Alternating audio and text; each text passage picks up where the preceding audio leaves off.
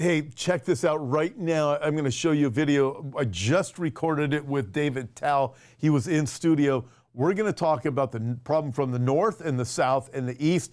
What's going on in the west in America regarding Israel. Friends, you do not want to miss this. In fact, you're going to want to share it with everybody. We're going to talk about the end game, and then at the very end, we're going to work right on through it. Wait till you see this. We're going to arrive at, where I'm telling you, that peace plan of Antichrist, it is coming, and we're going to watch how everything is developing as you see all the pieces of the puzzle fit in this time with David together. By the time you get to then, you're going to go, oh, wow. I can see exactly what is happening. I'm telling you, friends, it is leading up to that covenant. That covenant is coming. I don't know the day or the hour, but wait till you see how everything connects. Check this out. You're going to want to like and share this thing and watch every second of it.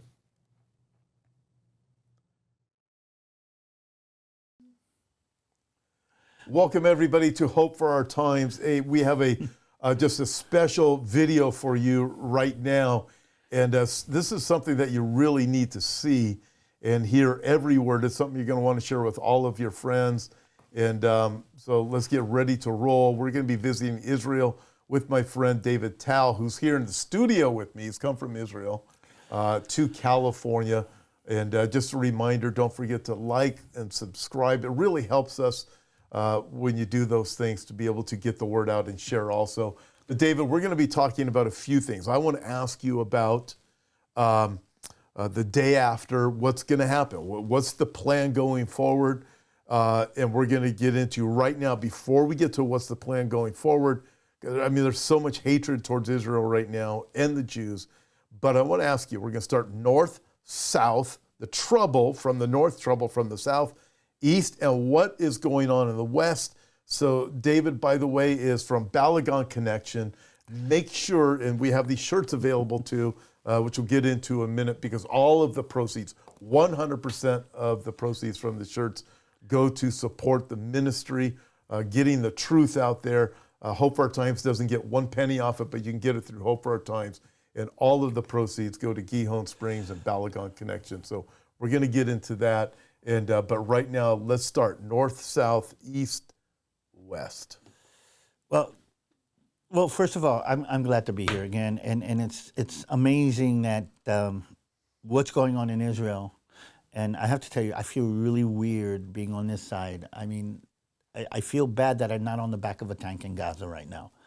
But I believe there's a war going on that is critical, and in this war, Israel is the bullseye. Israel is the epicenter. Israel is ground zero, and we talked about what's happening in Israel, but let's kind of move out and talk a little bit about what's going on around Israel, and this has been a major factor in this war, So Israel and Gaza, Israel and Hamas, that's a battle that's taken on the southern part of Israel. Very interesting is that Egypt is staying out. Egypt is not playing a role, is being very, very careful to say, on one hand, we don't want to play a role in what's happening there. On the other hand, we don't want any Palestinian refugees. We don't want any kind of connection. But people forget, Israel has a border with Gaza, but Egypt also has a border with Gaza, and they could play a role. What we should really be taking careful to look at closely is what's happening in the north. The Iranians have set up a proxy, a independent army that sits in southern Lebanon that is not part of Lebanon. It is actually funded, trained, directed by Iran, that sits in southern Lebanon and actually is being used by Iran to threaten Israel. And when the war broke out in the south, everybody thought that the Hezbollah is going to use this as an excuse. And in the beginning, they said, oh, if you cross our red lines, we will. And let's put it, the week after the attack on the 7th of October, it was yes or no. Every day that the Hezbollah doesn't get into the battle is another day that leads us to believe that they probably won't. And so one of the first things that the United States of America did was send an aircraft carrier with a whole support group and stare down at the Hezbollah and say, stay out of it. Israel moved a lot of troops into the north, And we have actually evacuated all of the towns, villages, and communities on the northern border in order for something that happened on October 7th not to happen in the north. And that's the situation right now. Rockets have been fired across, but it hasn't turned into an all-out shooting war with the Hezbollah. We're thankful for that, but in light of what happened with Gaza and Hamas, I think most people realize that Israel will have to take care of the Hezbollah in the north, because we can't have that kind of cocked revolver pointed at our head where they can decide when they want to pull the trigger or not. Israel, I think, has decided not to have that happen. The Iranians have created this, they call it the resistance movement, which is everybody who is resisting Israel, but everybody who's resisting the West, everybody who's resisting Saudi Arabia. And in this resistance movie, they have another proxy that's on the other side of Saudi Arabia in the south, in a place called Yemen. And a tribal society called the Houthis in Yemen have been fighting a civil war inside Yemen against both Yemen and the Saudis in the south. And lo and behold, what happens? The war starts off in Gaza, and the Houthis declare war on Israel. It's not the whole Yemenite government. It's this factor inside the Yemenite government declared war on Israel, and actually fired a couple of long-range missiles at Israel. The first barrage of missiles were intercepted by the United States in the Red Sea. The second barrage of missiles were a long-range, ballistic missile, which means it goes up into the stratosphere and then comes down ballistically. That was taken out by one of Israel's missile defense systems called, not the Iron Dome, but the Arrow 2 system, which was used for the first time. So we have that on the southern part. And there's this war of attrition going on between Iran and this axis of resistance. Iran, the Houthis, the Hezbollah, the Syrians to a certain extent, okay? And on the other side was the Saudi Arabians, the Jordanians, the Egyptians to a certain, the more moderate Arab nations that Israel was reaching agreements with. I mean, the whole Abrahamic Accords were supposed to go there. And what the Iranians did when they started this war is that they tried to throw a wrench into any coming together between Israel and Saudi Arabia, which would have made the opposition to this resistance movement much, much stronger. And the question now is going to be, okay, what's Saudi Arabia going to do now? And on one hand, there's lip service to the poor Palestinians and everything, but on the other hand, we're not seeing any actual action that is taken either by the Saudis or by the Jordanians, who are now asking for Patriot missiles because the Houthis missed Israel, the great Houthis, and some of the rockets fell in Jordan. And Jordan is saying, why should we be hit by rockets that are being fired from 1,000 kilometers away? So in the East, we're seeing, okay, nobody's actually turned into this. And here's a very interesting thing. The Palestinians inside Israel have been very quiet. Both the Palestinian population inside Israel and the Palestinian population in the West Bank has been very quiet.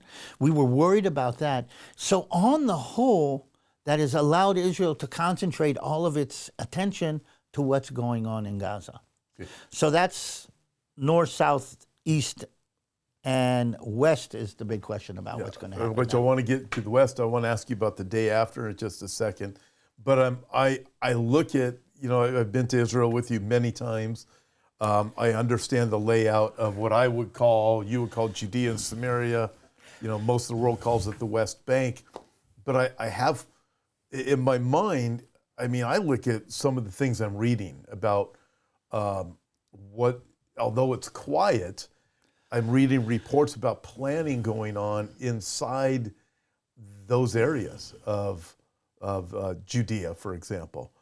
By some of the groups that are definitely have an agenda. And, I was watching Caroline Glick just recently. She was saying how Israel was trying to accrue, I think it was 26,000 rifles from private companies within the U.S., and it looks like for the police department. But the U.S., this brings us to the West, is the Biden administration is saying, no, we're not interested in doing that because they're going to fall into the hands of Jewish settlers. For me, this is absolutely absurd when we see what's going on, when at the same time, there's a quiet, yet what I view as a growing threat inside Israel. One of the things that Hamas killed on the 7th of October was a feeling, acceptance, even dynamic inside Israel that we can reach the moderate, pragmatic, reasonable Arabs, including in the West Bank. And the Palestinian Authority, which is actually in control of most of the West Bank, actually was considered this. We don't trust the considerate, reasonable, moderate Arabs anymore. So that's going to be a major shift. I mean, we've been burned, okay? So we're going to be very careful anything in the future. Another thing that's happening is, yes, there are settlers. Yes, sometimes the settlers do something that is wrong. But in this world where likes are might, then if you can turn a minor settler problem into a major issue, you can counterbalance the other problems that are happening. And like everything else, this is being used and turned into something much more than it actually is in order to debunk actually Israel's right to defend itself inside the other places. Oh, look at the settlers, look what they're doing. Yes, the settlers are sometimes a problem, but there's not a problem in any case that it's even comparable to what's going on with Hamas in the West Bank that is actually threatening.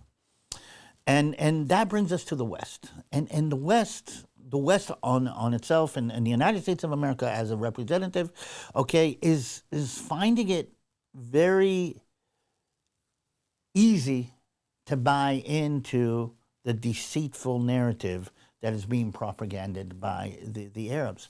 It's easy to see Israel as the offensive.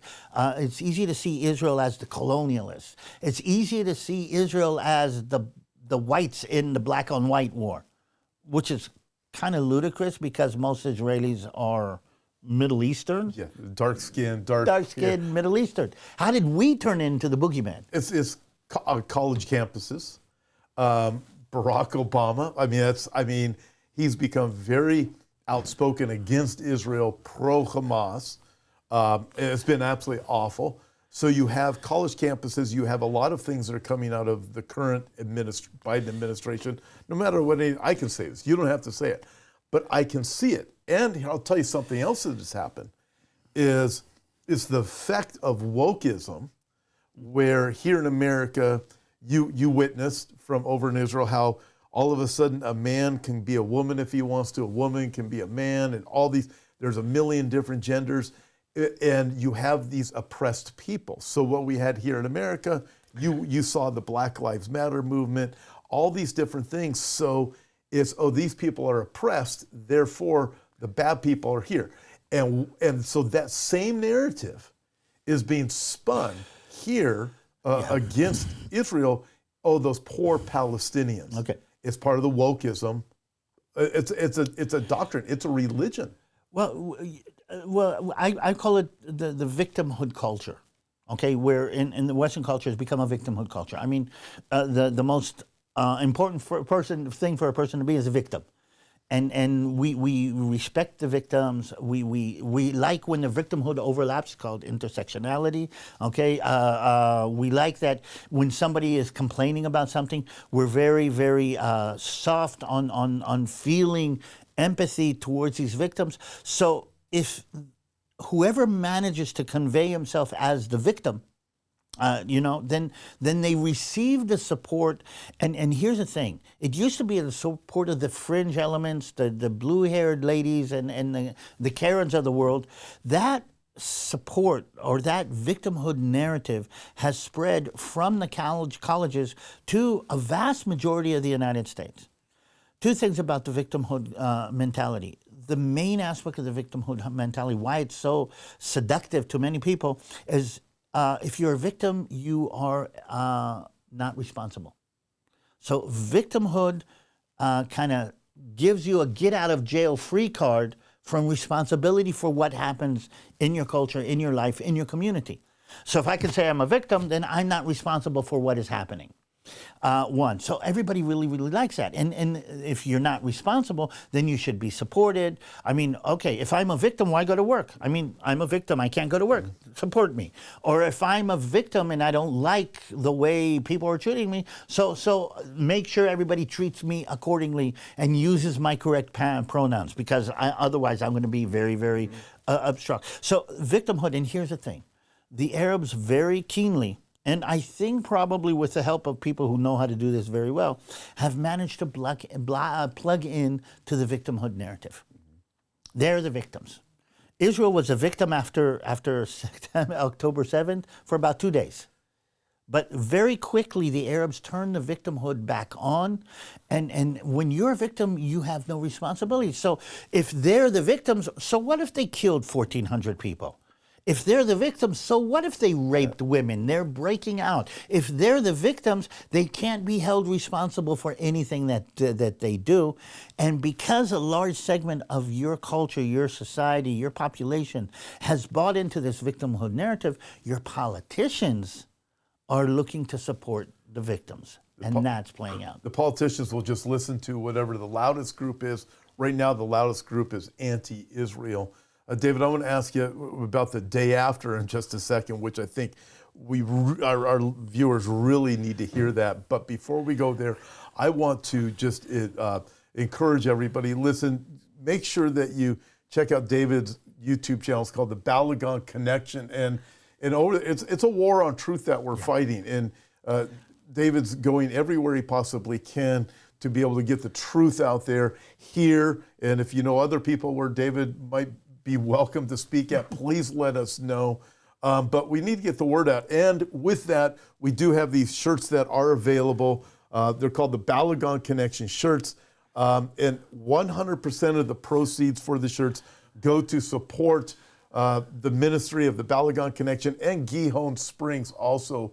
Just an incredible ministry as Israel is involved. They're in it, and I'll ask David to explain Gihon Springs in a second. But listen, again, it's a way to support. People are asking me all the time, how do I support Israel? What can I do?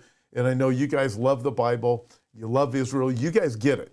You guys get it. And this is a way where you can say, I can support. So again, 100% of the proceeds go to the ministry, the Balagan Connection, and Gihon Springs. And again, this is a war on truth and everything we can do to get the truth out there. But David, can you explain to everybody, before we look at the day after, which people really need to hear about, what is Gihon Springs? Gihon Springs has become a conduit or a way for people to support multiple ministries in Israel.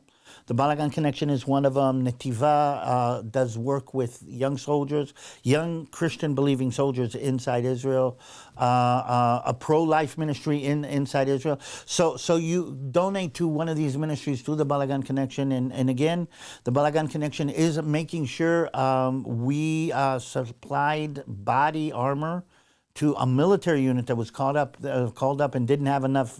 I mean, Israel's called up everything, and we didn't have enough to cover everything.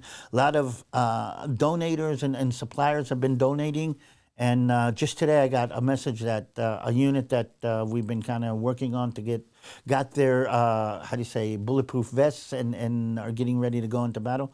So that's what the Balagan Connection is connected to, Gihon Springs, which is the spring of water that bubbles up in Jerusalem and Mount Moriah. Oh, that's great. And again, just a reminder, it's like all of the proceeds go to support these, even the body armor when you think of that. So you want to do something, great way to do it. And so I would encourage you to check out at Hope for Our Times. Just go to the store and you can see everything is there. Again, check out and make sure you support Balagan Connection, the YouTube channel too. But like and subscribe and share. The only way we're going to be able to get the truth out there is with your help like that. Like, subscribe, and share. And those things are all free. David, okay, the day after.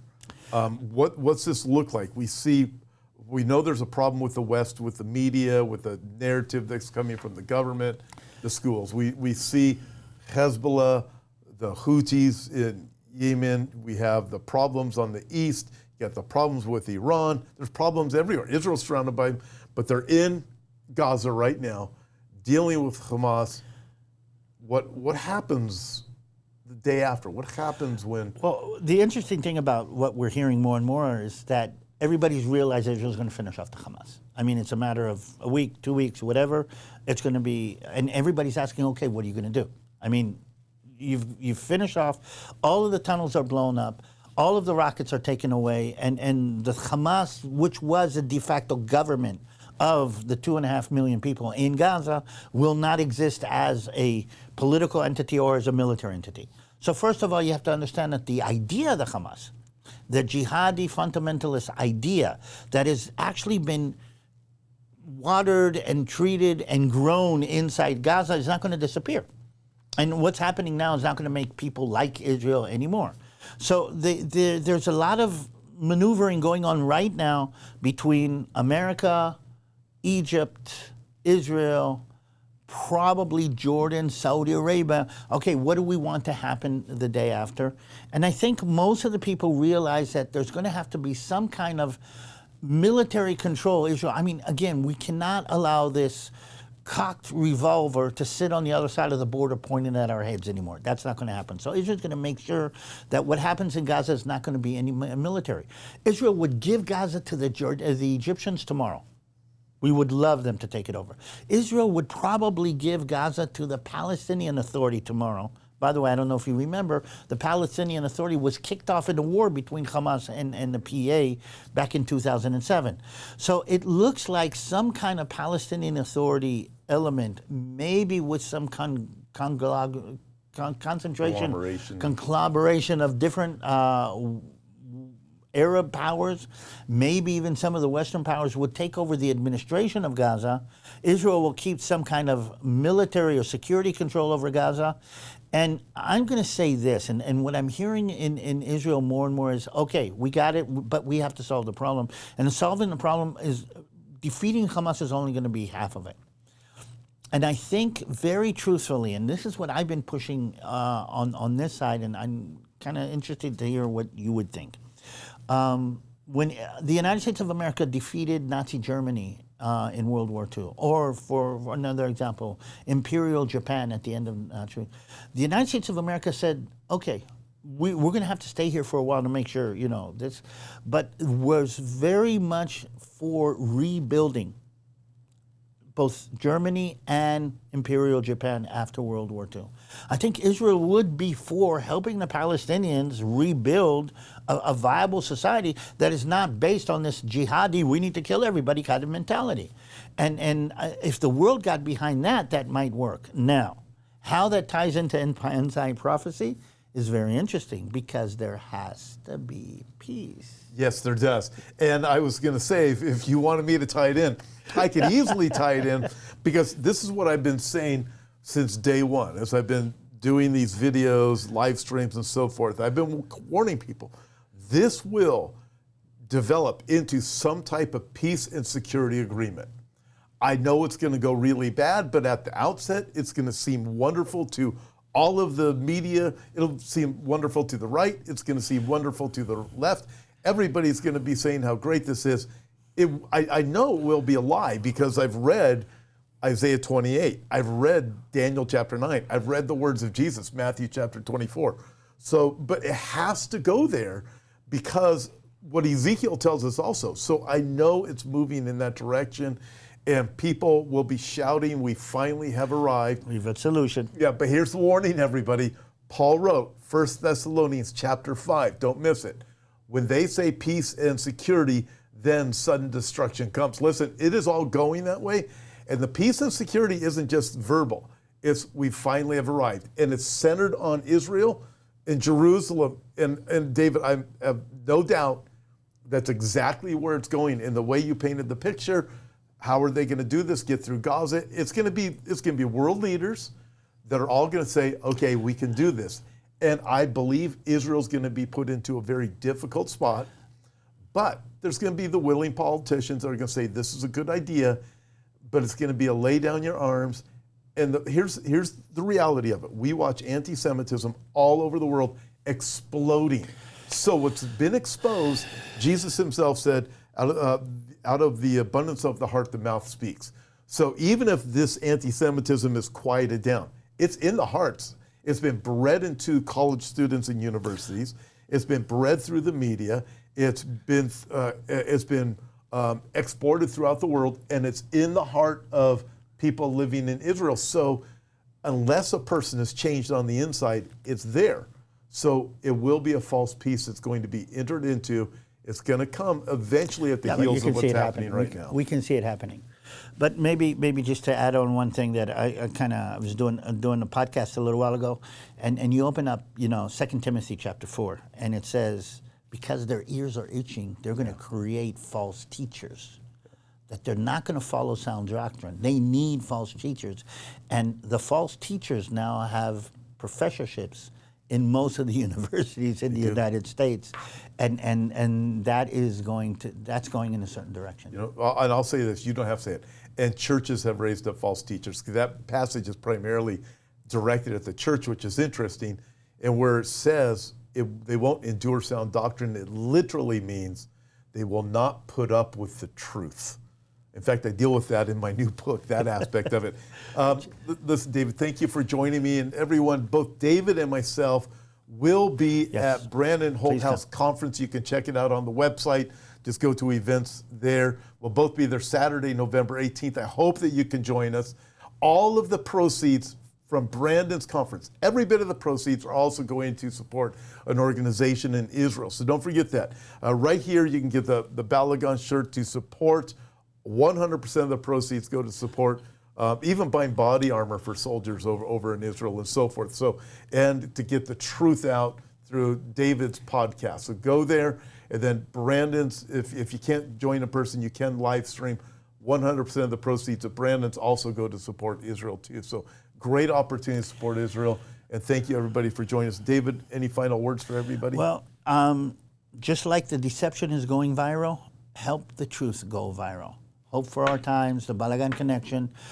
This is the truth being spread, but it needs, like what's going on in the media world today. It needs to spread through it's got to spread like wildfires. I mean, I need the help of the people to take these truths and put them on their social media, spread them to their friends, and make sure that this gets as far as possible. That's what needs to be done right now, and pray for the peace of Jerusalem. Amen. Thank you very much for joining me. And thank you, everybody, for joining us. And listen, until next time, God bless. Make sure you like, subscribe, share this with everybody you can. The word needs to get out. God bless you.